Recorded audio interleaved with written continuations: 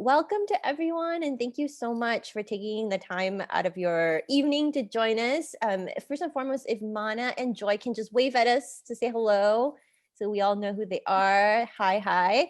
I'm really excited to introduce both Mana and Joy. I want to do a brief poll. I want to see show of hands, and if your video is not on, you can use the tool where a reaction tool reaction tool works for the thumbs up. If you've met or if you know anyone older than 90 years old, raise your hand.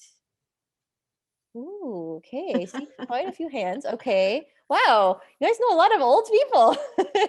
How about over 95? Okay, so now I see fewer hands up. And what about 100? Mana doesn't count. Mana does not count. Yes, sorry. Mana doesn't count. Thank you for clarifying. So, wow. Okay, how about someone who's 101? Now we all know someone who's 101, so we can all raise our hands. Okay, and then my second question is, how many of you know or have met someone who lived in a Japanese internment camp? No one, right? Okay. And so I think I just wanted to get a sense of who's here and what and for me, I should say that, you know, I never met anyone over 95, and I had never met anyone who was even at all connected to the Japanese internment prior to meeting Mana. And I thought this is one of the key reasons why it's such a special opportunity for us to learn from Mana's perspective what her life experience has been. And I got to hear about it through iHouse when Joy brought her in and shared more about her story.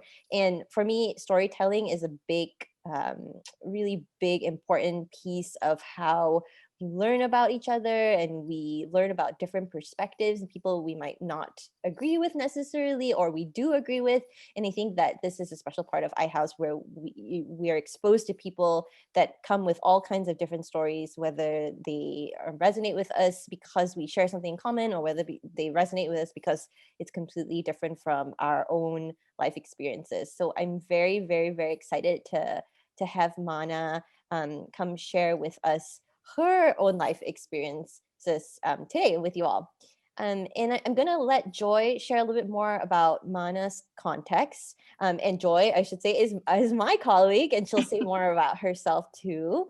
But I also do want to acknowledge the current context in which we find ourselves today, with the most recent anti-Asian attacks and sentiment that's been happening in our country. And that said, I hope you'll take away from this conversation a deeper understanding of our history through Mana's life specifically, and what it means to have hope and resilience in a very difficult time. So without further ado, let me pass the Zoom mic to Joy and Mana. Thanks so much, Valerie. Just a brief introduction. My name is Joy Iwasa. I'm the Associate Director of Philanthropy at International House. So I'm really excited to welcome the newcomers to iHouse in the fall. And just to set a little bit of context, I grew up as a Japanese American. I grew up hearing stories about my family's time in a Japanese internment camp. And I never really fully understood what that meant. Recently, not so recently, but about 10 years ago now, I had the opportunity to move in with Mana, and it was only going to be for 6 weeks, and here it is 10 years later. I'm still here, but with that opportunity, it just left so much time for us to have so many deep conversations.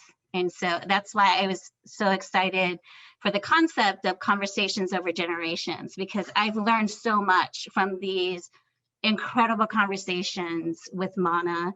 I learned so much about myself. I learned so much about not only the internment camp experience that she had through her stories, but how much that experience has shaped my life and my perspective. And truthfully, I think it's one of the reasons why another reason why I was so excited to work for a place like International House, to really know how those experiences really shape who we are, and having the opportunity to kind of shape somebody else's experience through conversations and stories. So thank you so much for this opportunity. So again, I grew up hearing stories about the internment camp, especially these past 10 years. And so it's really a privilege to be able to share those stories. Ah, Benny, hi. To be able to share some of these stories with all of you about the internment camp. For those of you who may not know, I can just say a quick brief recap. During World War II, when Pearl Harbor was bombed by Japan on December 7th, 1941, it really set across the country a mass hysteria, mass racism. They called it the Yellow Peril, and towards all Asians, but in particular, people of Japanese descent. There was so much fear happening at that time. And that's, Mana was 20, she'll share a little bit more about it, but she was 21 at the time and a business owner and married and, starting a family at that time, kind of going through that Yellow Peril. And so as a result, in February of 1942, President Franklin Delano Roosevelt signed Executive Order 9066. So Executive Order 9066, with the signing of that executive order, that forced the relocation of over 120,000 Japanese and Japanese Americans into internment camps across the country. So Mana falls into that category and has a lot of experiences about that I'm so grateful to you that we're going to be able to share a conversation with all of you. So we're going to share this. Mana's a little bit hard of hearing, and she has so much that she wants to share. And I know that we want to be very wary of time, and so little time to share it. So we're going to kind of do this as an interview / conversation, if that works for you. And I guess, Valerie, if anybody has any questions, they can write it in the chat. Is that right? And then we can go through that later. Shall we dive in? Yes. Yeah. So, Mana. Diana. Oh, Diana just hopped on our cousin. Yeah, my cousin. great. So Mana, can you share, let's start off by, can you share with everybody what you said to me when I told you that I was going to be working for International House? Oh, I was so proud and happy that you were going to be connected with iHouse, because iHouse was a beacon of hope to the Japanese community during that time. And we knew that everybody, my friends, I was 21 years old at that time. And everyone knew that iHouse was trying to help, right? iHouse was trying to help us, trying to escape during that time. And everybody flew to iHouse because we felt that was our sanctuary. Well, let's talk about a little bit about how the ways that iHouse was known to try to help the Japanese community. During that time, the executive director, Alan Blaisdell at the time, was really attempting to try to relocate or transfer Japanese students inland to partner iHouses and iHouse Chicago. And he also really tried to help Japanese students get their diplomas early so they can graduate before they had to be relocated. So those are some of the ways that iHouse tried to help. And even if you didn't go to Cal or iHouse, we all knew about iHouse and how they were trying to help all of us. But you didn't go to Cal. I didn't go to Cal. I couldn't afford it. It was too expensive. How much was the tuition at that time? At that time, it was $65. And that wasn't counting your books and all the other things that you needed. But for me at that time, it was too expensive for me to go to Cal, so I didn't go. However, we all knew about iHouse, and it was one of the places that we look forward to going to. I really felt your pride when I even mentioned the words International House. And she was like, Joy, you do not know how important it is to be connected to International House. So Well, it was my dream to go there one day and live in a place like iHouse. But as I said, the tuition and everything for me at that time was too expensive. yeah. Mona, let's talk a little bit about the internment camps. So can you share with everyone about when you first learned that you were going to be forced to relocate to an internment camp? Well, I wasn't afraid of that because I was born in Berkeley. I was born in America. I'm an American citizen. I wasn't scared, and it didn't bother me, not for a minute. Did you have a birth certificate? I had a birth certificate, a driver's license, a business license. I had everything I needed to prove my citizenship. But your father wasn't, right? My father was born in Japan, and so I was a little concerned for him. Yes. Yeah. But when you found out that even though you're an American citizen and you were forced to pack up whatever you could carry and relocate, how did you feel? What was your reaction? Right from the beginning, I was angry. I was angry even from the moment they notified me, because of the way they notified me. They expected me to look at all the telephone poles for any notices. I never looked at telephone poles for notices. And they said, well, of course, everybody looks at telephone poles. That's why we posted them there. And no, I was angry for a long time, years. Mona, can you share the day that when you were working at your beauty shop? You owned a beauty shop at that time. You were the owner. And can you share with everyone when you were told that you would have to leave that day? I was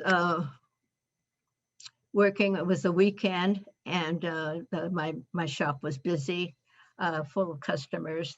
And in those days, they had permanent waves. They had dryers, but all of a sudden, two policemen walked in, and they said they were notified to close my shop because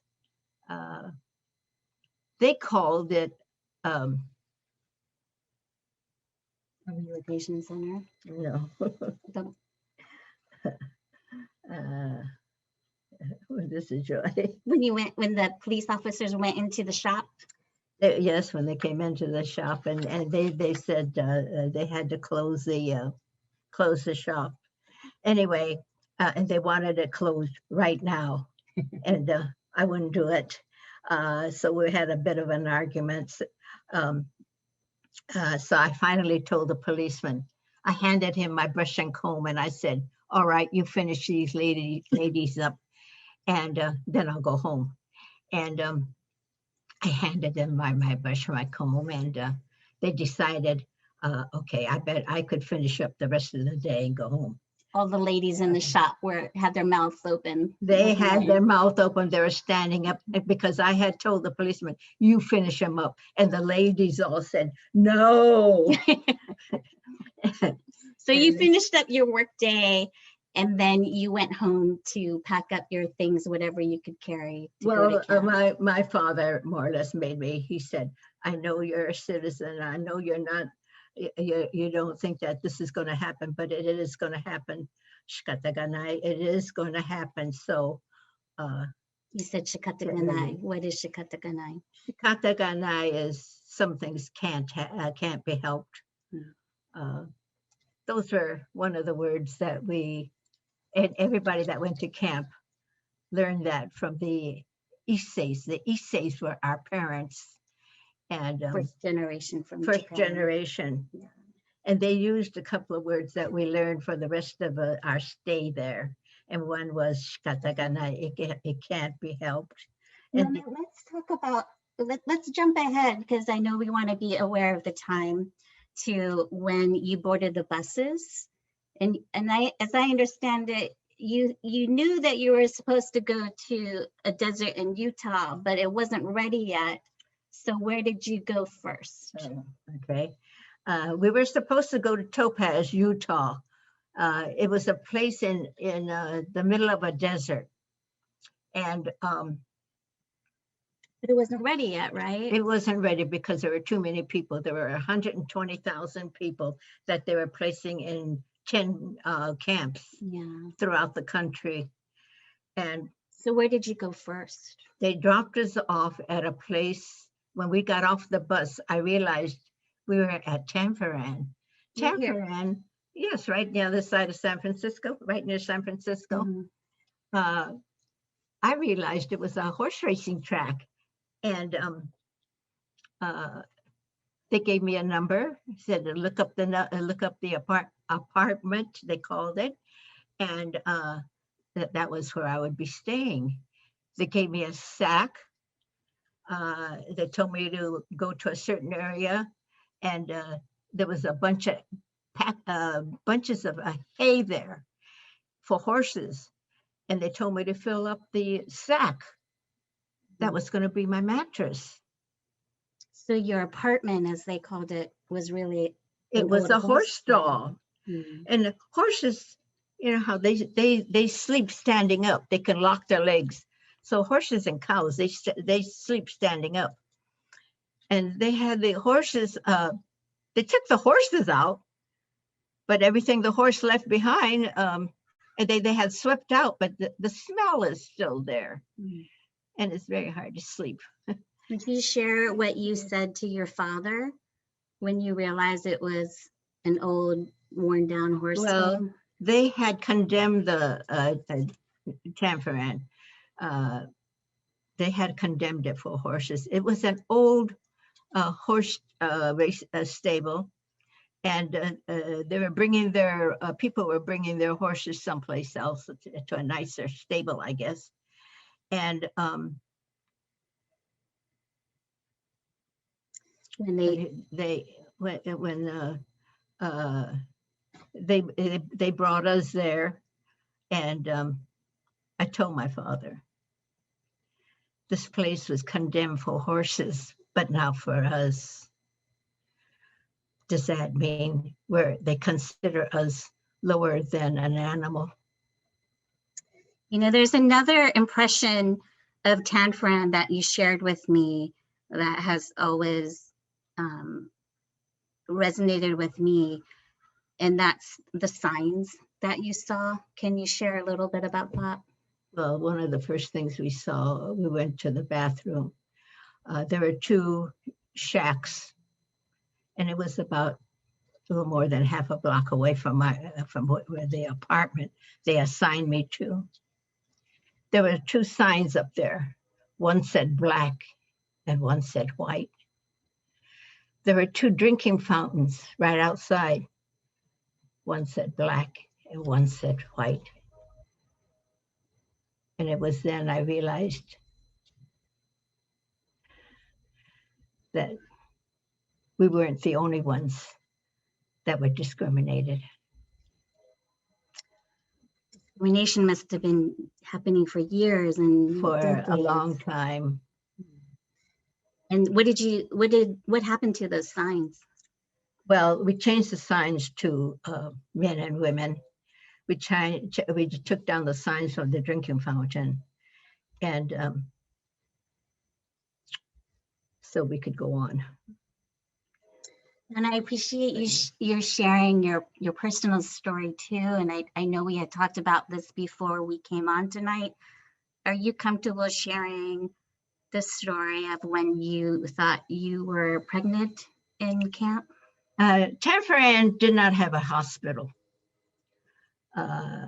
If you needed surgery of any kind, you were told to wait until we got to the other camp that was being finished up in Utah. And we were told to wait until we got to Utah. I was pregnant, but there was something wrong. And I wanted to see a doctor, but doctors were very much in demand, and we were not able to see a doctor that easily. But a couple of days later, I was able to see. In a white coat, right? Well, there was somebody that had a white coat on. I presumed this woman was a nurse or a doctor or something. And I asked her to look to see if my baby, because I was pregnant, I wanted her to look to see if the baby was all right. And when she examined me, I was hurting. And all of a sudden, I heard her say, and I just changed my uniform this morning. And you mentioned to me that you asked her how the baby was.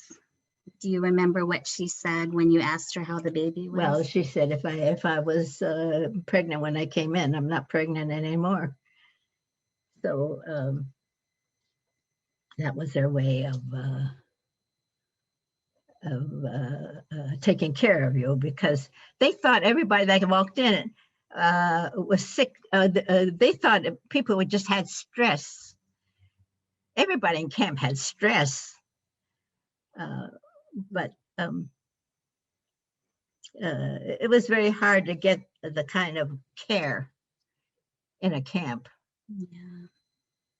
Mana, thank you so much for sharing such a personal, painful story. I want to switch gears, jump ahead to when Topaz camp was ready and you boarded buses again and went to Utah for Topaz in the desert. Can you share with everyone what your first impression was when you arrived at Topaz camp? Well, a couple of days later, when we finally reached Topaz, the first thing we saw are barbed wires. I can't stand to look at barbed wires. Also guards with guns. That was pretty scary. How did you feel? The guards had their guns in front of them, a position they take when they're guarding prisoners of war. And so I realized that they were guarding us as prisoners. Mona, can you describe the barracks? You had barracks instead of horse stalls at Topaz. You had barracks. Can you describe what the barracks were like? The barracks, because they were built so fast, I guess they were in such a hurry that there were spaces between the walls. The boards, yeah. And the outside was covered with char paper. And in a desert, they have sandstorms. And these sandstorms come up in the evening about every other night. And they come in between the spaces between the boards. Even on the floor, there are spaces. And so when the sand came in, they swirled up to our house, and they swirled in our barracks. And everything was covered with sand. And this happened often. I used to take my baby, run up to the hospital, covered her with a blanket, and ran up to the hospital and pretend like I was sitting there waiting for a doctor or somebody. Well, when you got to Topaz, you were able to get pregnant again, and you had a baby my auntie Kathy, Diana, who's on this call, Diana's mom. You had a baby in camp. I did. Can you, do you feel comfortable sharing the story of the pact that you had with your two friends about if something happened to you? I had two friends. The three of us were pregnant at the same time. Because this was a desert, and we were being very realistic. We were going to, because we were pregnant about the same time, we were worried about what was going to happen to our baby when the time came for them to do something with us. When you say do something with you, what were you thinking? You were thinking that I figured that they would shoot us or something and then bury us in the sand. Today, I can't stand to see sand. I can't go to the beaches. Why is the sand so significant to you about being buried in the sand? Because Topaz was built in the desert. And years before, I understand, there used to be a river there. It was a river.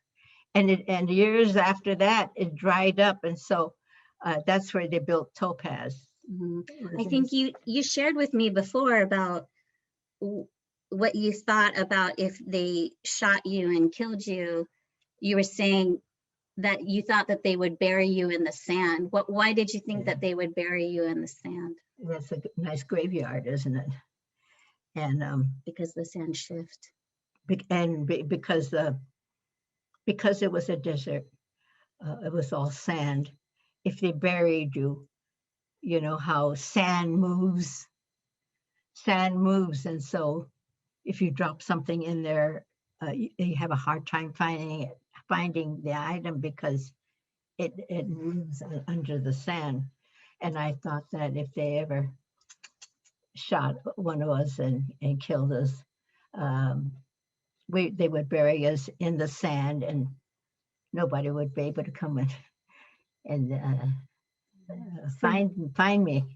But your pact with your friends, Mary and Mary, what was that pact?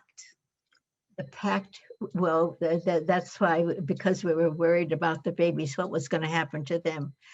The three of us made a pact, and we decided that should something happen to one of us, the other two would take the baby and hide it someplace in camp until one of us would be able to take the baby and raise it as their own. And between the three of us, we had this pact made. I'm sorry to say that one of the babies did live, but one of the mothers did die. What was one of the hiding places that you had for the baby? We went all over camp every single day for about a year looking for hiding places. And we even went to the lumber yard and tried to get somebody to make us a box that we can hide the baby in. But then we decided, well, eventually the baby's going to cry, and they would find it. So we kept looking. I can't imagine having to think about not only like what could be happening to us in the future or worrying about being shot and buried in the sand, but to think about having to find a hiding place for your baby is something that I couldn't imagine. I want to be aware of the time. So Mana, let's jump to talking a little bit about how you felt after you were released from Topaz. So. Well, many years later, and I'm talking about almost 50 years later after we left camp, when I was released. Well, how did you feel? How did you feel first? How did you feel about leaving Topaz? After I was allowed to leave Topaz, it was actually harder because we had no money. Our money had been confiscated. we couldn't go back to California. The California was not open to us yet. And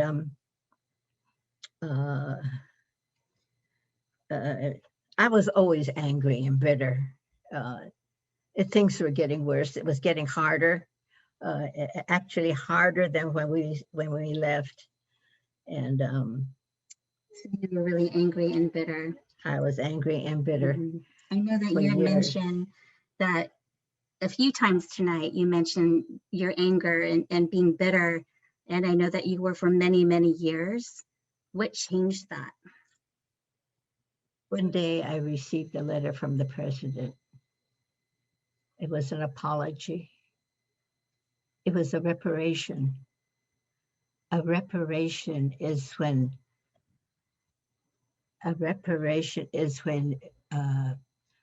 you did something wrong and you are going to justify it. You're going to make it right. And you're going to make it right. And with the reparation came $20,000. $20,000 is a lot of money to a lot of people. But to some who lost their homes and lost their business and had their money confiscated, that Lost a isn't, baby. and that wasn't very much. But What- for me, the apology, the admission that it was wrong, that's what I needed. So I accepted that. That was what I needed. Mona, I have one last question for you before we open up for a Q&A. What do you feel now today sharing your story with everyone? Well, today I see all you people here. It gives me hope.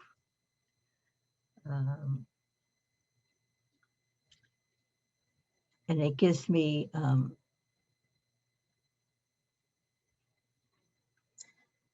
like I said, hope that things like this will never happen again. Things like what happened to you won't happen to anyone here.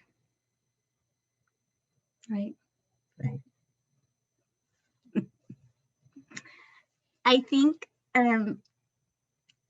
that will make some time for any general questions. Thank you so much, Mana, for sharing your story and having the conversation. Some of the conversations that we've always had, that I've had growing up. Thank you for having the conversation with everyone here and sharing your story. I know that must be hard. One thing that has always made me incredibly admire you for all the things that you've gone through and all those painful memories, that you always tell me that it's important to talk about what made you stop being angry and bitter and how you feel today and the hope that you have today. I've always been amazed that after sharing such painful memories, that's always what you want to make sure to end with and how you feel today. So I think that's remarkable. I'd like to leave you with just one word. If you don't speak Japanese, there were a couple of words that you learned in camp that was like our parents used to leave to everybody. One, the word was shikata ga nai. It means some things can't be helped. And what was the other word? The other one was gambare. Hang in there. Hang in there. And that can apply for all of us today, right? We're all hanging in there. Yeah. Thank you so much, Valerie, for this opportunity. Thank you, everyone, for being here. Thank you. Thank you both. Thank you so much. That's sharing your a lot of personal details, and that's a lot to relive. And so we really appreciate you sharing and taking the time. And Joy did such a great job of just keeping that. I know you're so aware of the time, and you did so fantastic. So thank you also for helping to facilitate the conversation with Mana. And I really want to encourage folks to ask any questions they might have. You know, try to cover a lot of ground, but if there's anything you're curious about, you can either, you know, I think you feel free if you want to raise your hand. Oh, I see the Snyder family members. Please, everyone join. Ask any questions. If you want to just unmute yourself, I think that's fine. If you feel shy and you want to send it in the chat, I can then read your question aloud. So. Mana, I have a quick question, and that is that scene in your beauty shop when the cops came in and you told the cop to finish these ladies. Like, do you remember the look on the cop's face? I can't imagine. Like, how did the cop respond to that when you said, "Why don't you finish these ladies"? Like, can you see that in your mind? How the cop reacted to that? Did you hear that? No. Sorry, she's a little hard of hearing. Right. So I'll repeat the question. So Mike is asking about, do you remember when the police officers came into your shop and you put the comb in their hand and you said you finished them? Do you remember what the officers' faces were?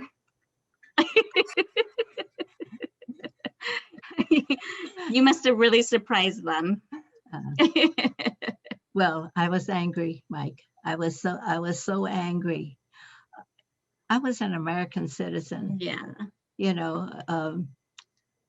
Yeah. So how dare a police officer tell you that in your own shop, right? And I felt insulted. Yeah. Let's go to the next question. Yes. Unmute. Hi, Mana. My name's David. I'm Malika's father. Oh, welcome. Hi. Thank you. This is a very amazing story you've told, and very tragic. I'm wondering, after you got out of Topaz, did you feel more vulnerable in society than maybe before the war? You know. Yeah. He asked, after you were released from Topaz, did you feel more vulnerable, maybe being Japanese, or being Japanese, did you feel more vulnerable after you left camp than before? Vulnerable. I was scared. We had, it was hard for me to go any place. And I was scared for my baby, because people were still throwing rocks. They were spitting at us, calling us names. I didn't want the baby to go through that, so I covered her with a blanket. And my children were raised in the house because I was scared for them. I didn't want them to get hurt. So yes, I was. Thank you. I was angry. I will quickly share a story that, another story that I grew up with her sharing, that she may not feel as comfortable sharing it. But after that time, especially when she was in Cleveland, she was forced to live in Cleveland because California wasn't open to Japanese people then at that time. And so you lived in some pretty rough areas in Cleveland, right? That she had shared with me that it was a lot of the Black communities actually that she felt the most comfortable, because she didn't feel as much of that fear at that time, right? Right. And she, the story that she told me that I always have a visual of is when you went into the Black-owned like butcher and meat market. I think it was like, she said that was probably the first time they've ever had an Asian walk in there. But she said even with that, she just felt so much more comfortable, and kind of everyone banding together. Yeah. Wonderful. Thank you. I didn't realize discrimination was so active at that time. But it's been going on for a long time. Yeah. Any other questions?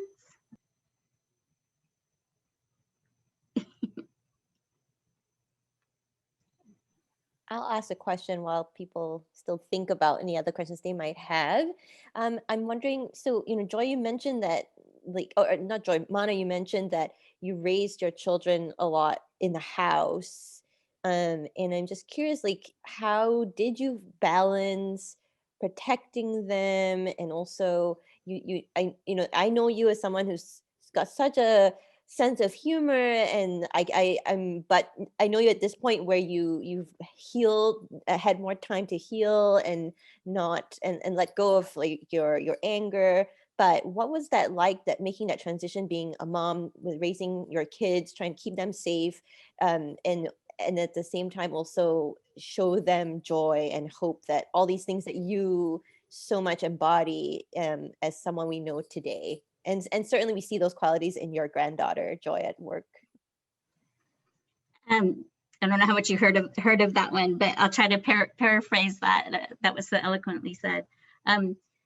Valerie was asking that, going through all that you've gone through and making the transition from being bitter and being angry, but yet you raised actually three children to be happy and give them joy. How were you able to give your three daughters joy, and especially under having to, keep them in the house and all the hardship that you went through? How did you still give them joy? After being in so many different areas of the country, I finally came back to Berkeley because I was comfortable here. I liked the people here. I was comfortable, and the education was good, and I wanted my children to have education. So we came back to Berkeley, and I believe. So just maybe just being here, back in your community. Back here with where I knew people, and the area and the schools. I know that you've shared with me to give Auntie Kathy a lot of credit. It's Auntie Kathy being the oldest, who was born in camp. You've told me that, Kathy helped look after my mom and my other auntie. And she said that they were just really good kids, and I couldn't have done it unless they were just really that good kids. Yeah. Right. I think I saw a question in the chat. Yeah. Should I can try to see if I can read that. Mana, Alina asked, from your experience, how do you think we can best support minorities in the United States now?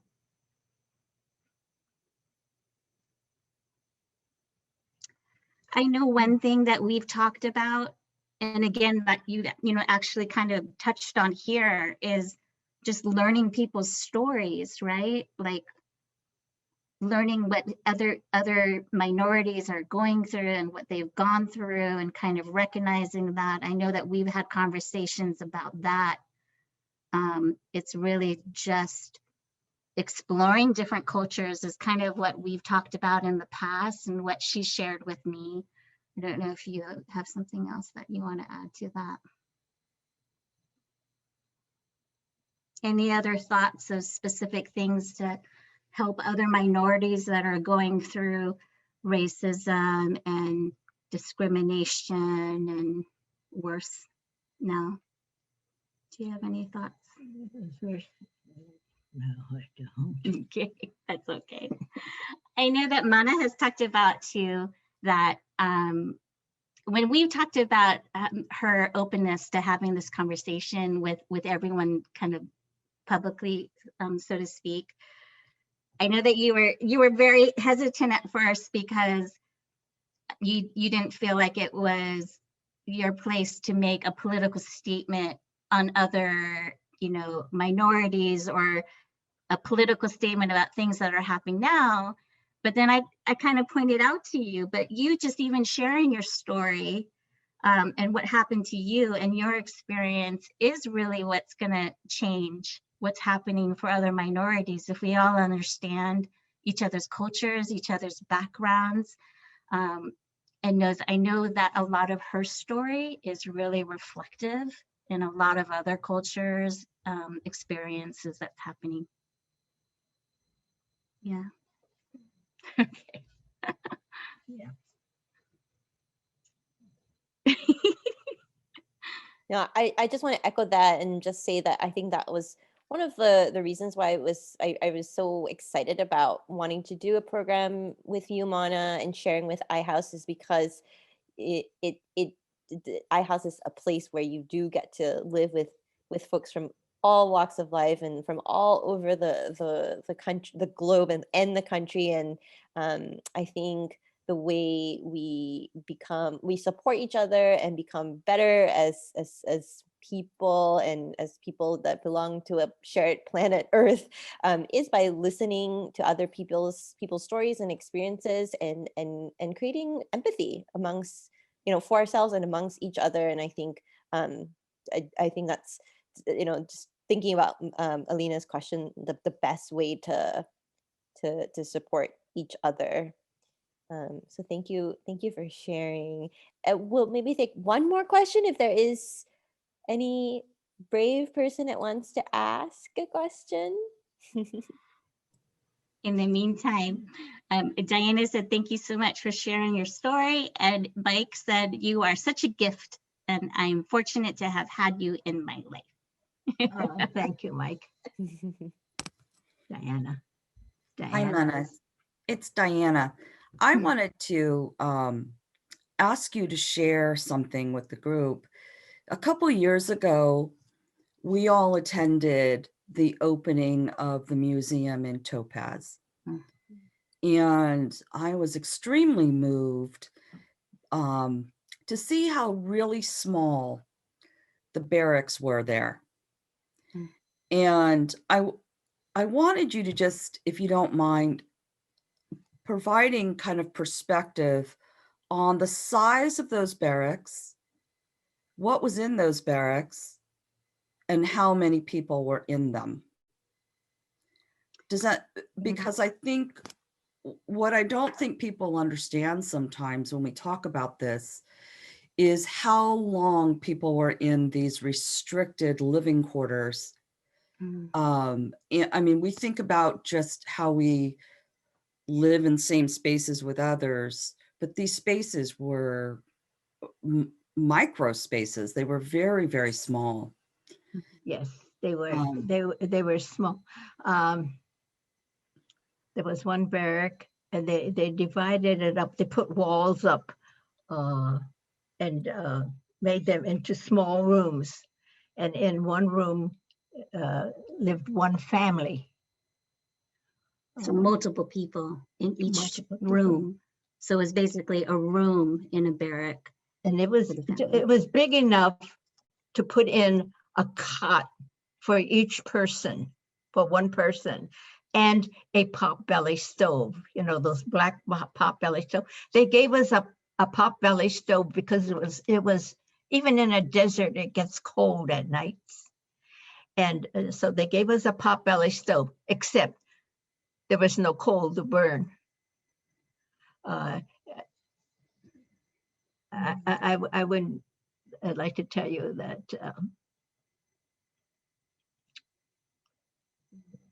I better not. Well, one thing that kind of going to your question about how do you bring joy in a tough situation, and really the epitome of gambare is when you're telling me the story about how you would people would make curtains out of fabric that they had, or making furniture out of the scraps of wood that they would find around the camp, or even jewelry out of the shells that they would find in the desert. Well, for one thing, people were trying to make their own furniture because they didn't want to just sit on the cots, because the cots would eventually, you know, buckle in there or something. Yeah. So they used to come at nighttime to sneak into the lumber camps Yeah. and steal lumber.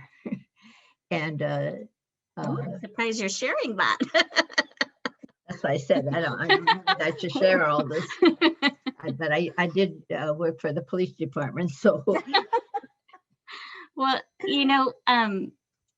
I think one thing too, why I'm so appreciative of our conversations beyond just what I've learned about like my cultural history with the internment camp experience is also simply being able to talk to somebody of a different generation, especially such a way out there generation, since you're 101. Excuse me. So I really treasure that I'm able to have these conversations with Mana, in that she's also able to have these conversations, share these conversations with other people too. I think one thing that makes Mana her story very important today, because there are people, thankfully, there are people that are willing to share their stories about the internment camps now, because it's so important to share that story. Not to dismiss that, but the challenge is a lot of those who are able to speak about their experience, they were children in camp. And I know when I would hear them talk about their experience, it sounds so different than experiences that Mana had as an adult in camp. And when I asked her one time, I said, how do you feel about when you hear people sharing stories about the sports that they played or the games that they made or the dances that they had? How do you feel when you hear people sharing that story about the internment camp? And one thing that this says so much about Mana to me is that she said, well, that means that we were doing our job right, because our job was trying to make it as normal as possible for the kids. So today, when you hear people sharing their story about the internment camp, and that becomes really the focus, and they're not talking about the fear, and they're not talking about trying to find a place to hide your baby or having everything that you owned taken away from you and your rights. I just always remember that Mana said, that means that we were doing our job. I see there are some students. Yeah. Yeah, there's some students here. Yes. Some students in the audience. Yes. I want to tell you how lucky you are to be here, with iHouse. It was a place that everybody ran to, because they couldn't go home, because if they went home,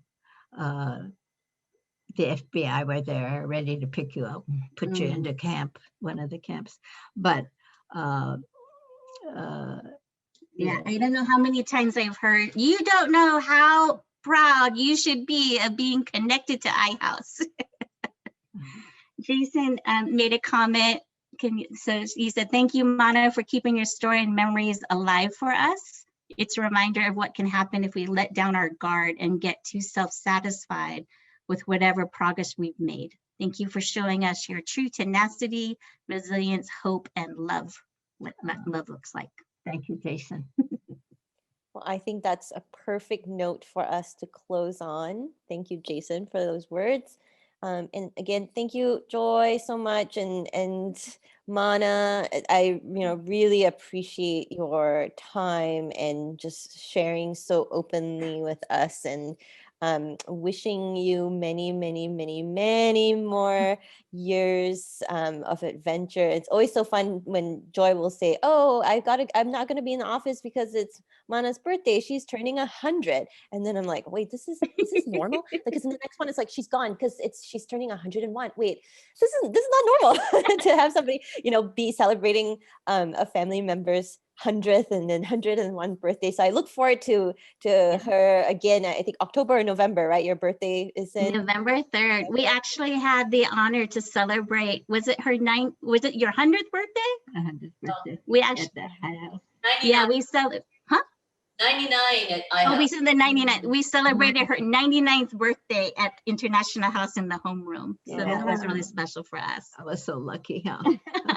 Yeah, you Well. pulled strings. You knew somebody. Well, hopefully you'll come back celebrate another birthday at the house, and hopefully we'll have you in the flesh, as I said, in the house to speak directly with our students in the future. But thank you, and we'll see you again on the screen and hopefully in person before too long. And thank you everyone for joining us. It was lovely to have you, and nice to see a lot of familiar faces and welcome some new ones too. Thanks, everyone. All right, take care. Thank you.